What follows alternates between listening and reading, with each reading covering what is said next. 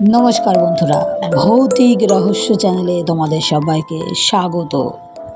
আজকে আমি তোমাদেরকে উলুবেড়িয়ার ভূতের বাড়ি এই গল্পের শেষ পর্ব শোনাবো। তাহলে চলো বেশি দেরি করব না, গল্পটা শুরু করি। গল্পটা শুরু করার আগে প্রথম পর্বের কিছু অংশ তোমাদের শোনাবো, তাহলে তোমরা শেষ পর্বটা বুঝতে পারবে। তাহলে শুরু করা যাক। পিসি মোহনভোগটা 4 ভাগ করলো। নিজেরা 3 জন কলকাতার পাউরুটি দিয়ে 3 ভাগ খেলো, আর চতুর্থ ভাগটা পিসি মার্বেলের মতো গোটা 15 গুলি বানিয়ে তাকে তুলে রেখে দিল। তারপর সমুকে বলল, আমরা এত পর্যন্তই প্রথম পর্ব শুনেছিলাম, এরপর শেষ পর্বটা শুনব। শরিকদের চটাতে নেমে আয় সমু, আমরা একসঙ্গে উঠে পড়ি। তোর বাবা তোকে নিতে এলে সবাই মিলে একটা কিছু না করলেই নয়। কাঁসার রেকাবি 3টি পাতকোর পাশে উনুনে ছাই দিয়ে মেজে তুলে হাত পা ধুয়ে তুলসী তলায় প্রদীপ জেলে শাঁখ বাজিয়ে তবে পিসি ঘরে এলেন। তারপর শাঁখটাকে তাকে তুলে বললেন, এখানকার কোনো জিনিসই বয়স 200 বছরের কম নয়। এটা আমাদের 14 পুরুষের শাঁখ। এবার আমি রান্না চাপাই, তুই বরং হালুয়া দলাগুলো আর পয়সাটা পালটের বউকে দিয়ে আয়, খিড়কি বন্ধ করে আসবি। সূর্য ডোবার পরে বাড়িতে কেউ আসে না। এই বলে মা লক্ষ্মীর পটের নিচে রাখা কড়ি দিয়ে সাজানো বেত দিয়ে মোড়া লক্ষ্মীর ঝাঁপি থেকে পিসি একটা পয়সা বের করে সমুর হাতে দিলেন। যা তো খিড়কির বাইরে দেখবি ওদের। গলির মধ্যে একপাল ছেলে মেয়ে যে সে কি অসভ্যতা করছিল ভাবা যায় না।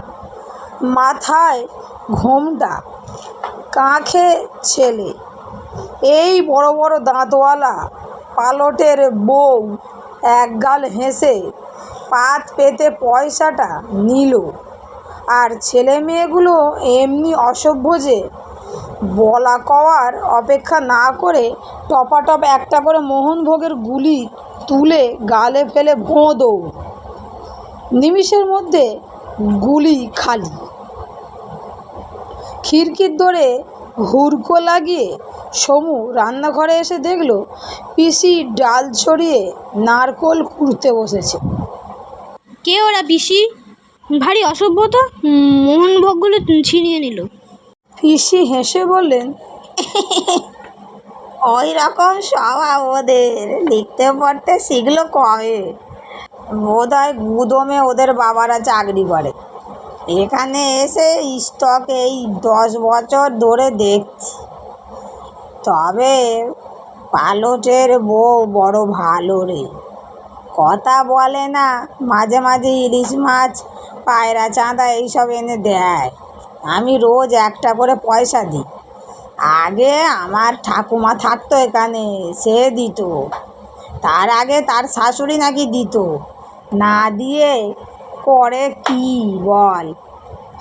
14 পুরুষের গরিবেরা দোরগোড়ায় রোজ সন্ধ্যায় কেউ হাত পাতবেই। দি তাই, দুবেলা ভাত রুটি তো আমাদের জুটে যাচ্ছে।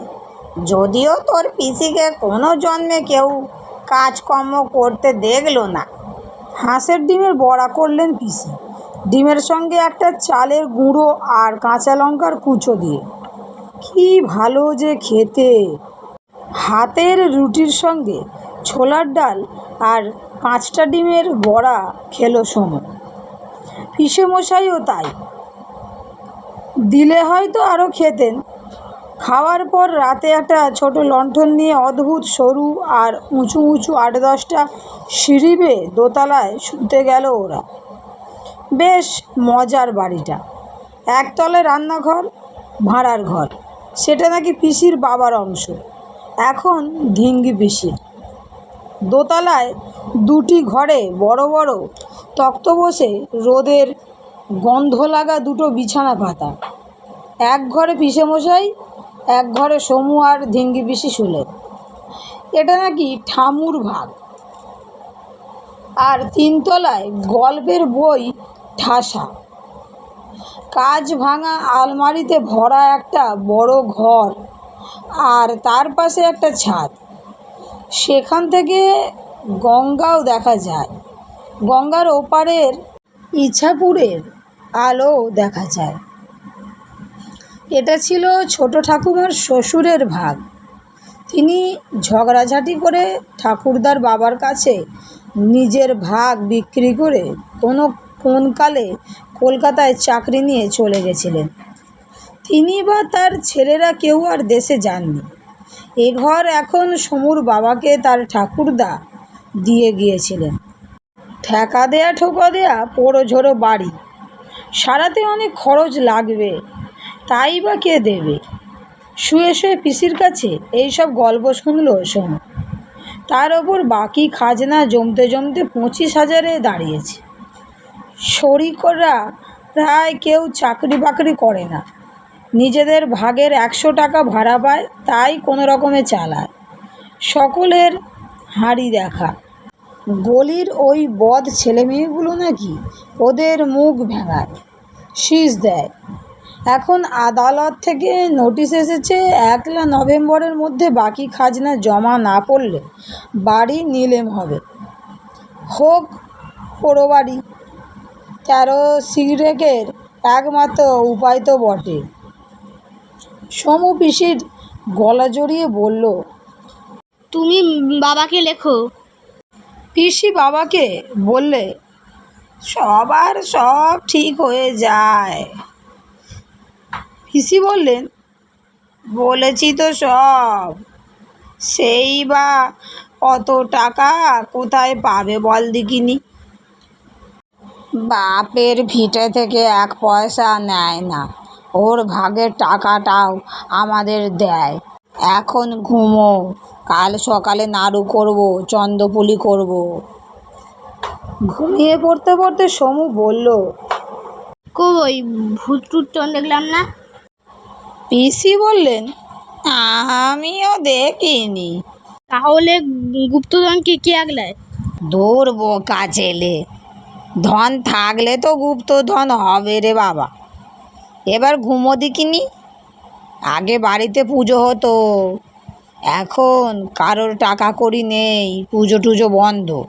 শহরে জনতা পুজো হয় খুব ঘটা করে, এবারে তাও হলো না রে। বন্যায় লোকেদের বড় ক্ষতি হয়েছে, পুজো করবে কে? সামান্য যা চাঁদা উঠেছিল ত্রাণ কার্যে দিয়ে দেয়া হলো। তবে প্রত্যেক বছরের মতো বহুরূপীরা নানা রকম সেজে বাড়ি বাড়ি বেড়ালো, কিন্তু এ বাড়িতে ঢুকলো না। বাইরে খানিক ঢাকঢোল পিটালো, সবাই বেরিয়ে দেখে এলো। দলের মধ্যে বদন ছিল, সে সমুকে দেখেই বলল, কি খোকা, ভূত টুত দেখলে নাকি? সমু মাথা নাড়ল। বদন বলল, পকেটে সে কোটি রেখেছ তো, তাহলে আর দেখবে না। ধিঙ্গি পিসি ওদের দেবার জন্য ধামাই করে খই মুড়কি, বাতাসা, নারকেল নাড়ু সব এনেছিল। সমু সবার হাতে ভাগ করে দিল। ওরা হাসতে হাসতে চলে গেল। ধামা নিয়ে যেই না গলিতে ঢুকে খিড়কির দৌড়ে দাঁড়িয়েছে সমু, গুদুমখানার দুষ্টু ছেলে মেয়েগুলো ওকে ঘিরে হাত পাতল। সমু পড়ে গেল মহা ফাঁপড়ে। ধিঙ্গি পিসি ব্যাপার বুঝে আর এক ধামা এনে দিলেন। নাকি প্রত্যেক বছর এই রকম হয়। আরে একটু রাত হলে পালটের বউ এসে বড় বড় দাঁত বের করে হাত পেতে দাঁড়ালো। ধিঙ্গি পিসি নিজেই ওকে পয়সা দিয়ে বললেন, লক্ষ্মীর ঝাঁপিতে মা এবার শেষ হলো, আমাদের পাটও বোধহয় উঠলো। গভর্নমেন্ট নাকি খাজনার দায়ে বাড়ি নিলেম করে ভেঙে ফেলবে। এখানে বড় গুদমখানা হবে। তোমায় আর পয়সা করি কোত্থেকে দেবো তাই ভাবি। পালটের বউয়ের চোখ বুজে গেল। পিসি বললেন, আমরা ভাবি আমরা গরিব, এরা কিন্তু আমাদের চেয়ে শতগুণে গরিব। রান্না ভাত পায় না রোজ। গুদমের লোকদের গরিব আত্মীয় স্বজন বোধহয় এরাই। পরদিন সকাল থেকে সমুর মন খারাপ। শারিকদের বউরা এসে পিসির কাছে কান্নাকাটি করে গেল। তাদের কারো যাবার জায়গা নেই। পিসির বড় খুড়ি বলে, বড় আশা ছিল কানু আমাদের উদ্ধার করবে, তা সে ঘুরে বালি। পিসি বললেন, অত সে কোথায় পাবে, চাকরি করে খায়। সন্ধ্যাবেলায় সমু বলল, পিসি, আমার পকেট মানি থেকে পালটের বউকে দিই, কি বলো? পিসির গলাটা রাগ রাগ মনে হলো। দেখ সমু, একদিন দিলেই ওদের খিদে মিটবে না, রোজ দিবি? সমু বলল, আমার একটা টাকা আছে, 100 পয়সা হয় 1 টাকায়, 100 দিন দিতে পারি। সন্ধ্যাবেলায় পিসি গিয়ে শুয়ে রইলেন, নাকি শরীর খারাপ। সমু পয়সা নিয়ে খিড়কির দৌড়ে গিয়ে দেখে অসভ্য ছেলেগুলো রথ বানিয়ে হা হা করে হাসতে হাসতে বক দেখাতে দেখাতে আসছে। নিচে 10টা ছেলে, তাদের কাঁধে পা দিয়ে 8টা, তাদের কাঁধে 6টা, তারপর 4টে, সবার ওপরে যে 2টো, তারা আবার মস্ত এক বস্তা নিয়েছে। সবাই মিলে রথ হয়ে টলমল করতে করতে দোতলার সামনে উঁচু হয়ে এগিয়ে এসে ঝুপ করে বস্তাটি সমুর পায়ের কাছে ফেলে দিয়ে ঝুপঝাপ করে নেমে পড়ে। সমু বস্তা থেকে চোখ তুলতে না তুলতেই হাওয়া। গলি চুপচাপ। ওই থলির মধ্যে হাজার হাজার পুরনো টাকা, সিকি পয়সা, এমনকি মোহর পর্যন্ত ছিল। সেই সব টাকা কড়ি সরকারের কাছে জমা দিতেই বাকি খাজনা তো মিটে গেলই, উপরন্ত শরিকরা সবাই 1000 টাকা করে ফেরত পেল। তাই দিয়ে বাড়িঘর মেরামত হলো। আবার সমুর বাবা দরখাস্ত দেবার ফলে গুদম ভাড়াও ডবল হলো।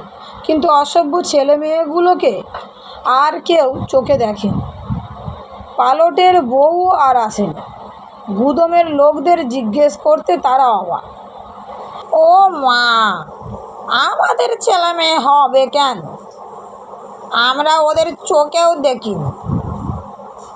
এদিকে শরিকরা সবাই দল বেঁধে পিসির কাছে এসেছিল একদিন। বড় খুড়ো বললেন, আর কেন আসবে তারা? গুপ্তধন আগলানোই তাদের কাজ ছিল। তা সে গুপ্তধনই যখন জমা দিয়ে দিল, তাদের ছুটি হবে না তো কি হবে? বাবা যখন সমুকে নিতে এসেছিল, 3 তলার বাইরে ঘরটি ঘাঁটতে ঘাঁটতে খুদে এক তুলোট কাগজের হিসেব খাতা পেয়েছিলেন। তাতে 150 বছরের পুরনো তারিখ দেয়া। তার প্রত্যেক পাতায় রোজকার হিসেবের শেষে খাজানজি মশাইয়ের হাতের লেখা কটি কথা ছিল। পালটের বউয়ের প্রাপ্য 5, তার মানে 5 পন্ডা অর্থাৎ 1 পয়সা। তার সঙ্গে নিশ্চয়ই যখন তখন বকশিসও দিতেন কর্তারা। বন্ধুরা, গল্পটি এখানেই শেষ।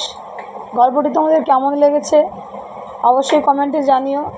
ভালো লেগে থাকলে বন্ধুদের সঙ্গে শেয়ার করে, চ্যানেলটি সাবস্ক্রাইব করে, লাইক করে আমার পাশে থেকো, যাতে আরও নতুন নতুন গল্প তোমাদের শোনাতে পারি। তাহলে বন্ধুরা, দেখা হচ্ছে অন্য কোনো দিন নতুন কোনো গল্প নিয়ে। আজকের মতো বিদায়। সবাই ভালো থেকো, সুস্থ থেকো, সবাইকে ভালো রেখো। রাধে রাধে।